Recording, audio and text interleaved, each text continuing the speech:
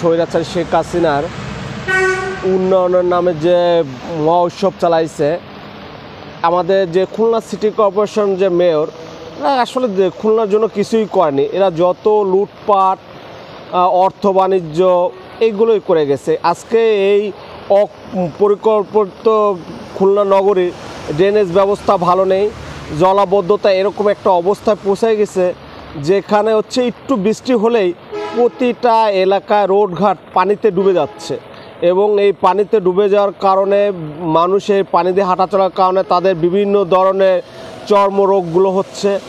আমি এ থেকে মানুষের যাতে পরিত্রাণ পায়, সিটি কর্পোরেশন আসলে বিগত 5 বছরে এরা খালি লুটপাট করে গেছে।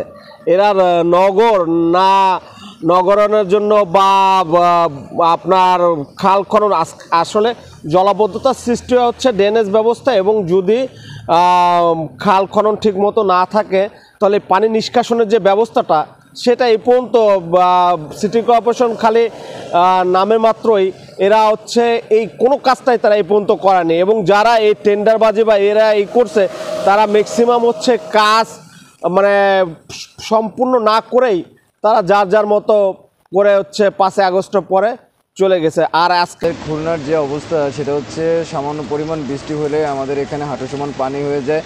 আপনি দেখতে পারতেছেন যে পরিমাণ জলাবদ্ধতা কালকে বৃষ্টির কারণে সেটা দিয়ে চলাচল করা খুবই কষ্টদায়ক, এবং এটা নিরূপায়ের জন্য আমাদের যে আশেপাশে ড্রেন রয়েছে সেই ড্রেনের আবর্জনা এবং ড্রেন সংস্কারটা খুবই জরুরি।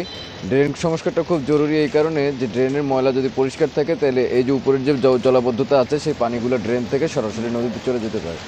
যে ড্রেনটা আপনারা দেখতে পাচ্ছেন, ওই ড্রেনটা আসতেছে শান্তিধামের মোড়ে। আমি যে হোটেল বা হাসপাতাল দেখেছি ওখানে আপনার ময়লাগুলো ওরা ডাস্টবিনে না ফেলে আপনার ড্রেনের যে গ্যাপটা আছে গ্যাপের ভিতরে ওরা পলিথিন দিয়ে দেয়। তারপরে রাস্তা থেকে ড্রেনটা উঁচু, এইখানে আপনার ড্রেনটা ইয়েটা কম, গভীরতা কম, না সরার কারণে এই পানিটা রাস্তার যে পানিটা ওটা ড্রেন নিতে পারতেছে না। আর ড্রেনের যে মুখগুলা যেখান থেকে রাস্তার পানি যাবে ওখানে অনেকগুলো ব্লক হয়ে থাকে। ওটা সময় মতো আপনার ওটা পরিষ্কার না করা হলে এই পরিস্থিতির সম্মুখীন হতে হয়। অল্প পানি কর্পোরেশন যেটা করবে সেটা হচ্ছে যে আপনার এই ড্রেনের যে মাটি জমে গেছে, ড্রেনের ভিতরে যে মাটিগুলো, এই মাটিটা সম্পূর্ণভাবে পরিষ্কার করতে হবে।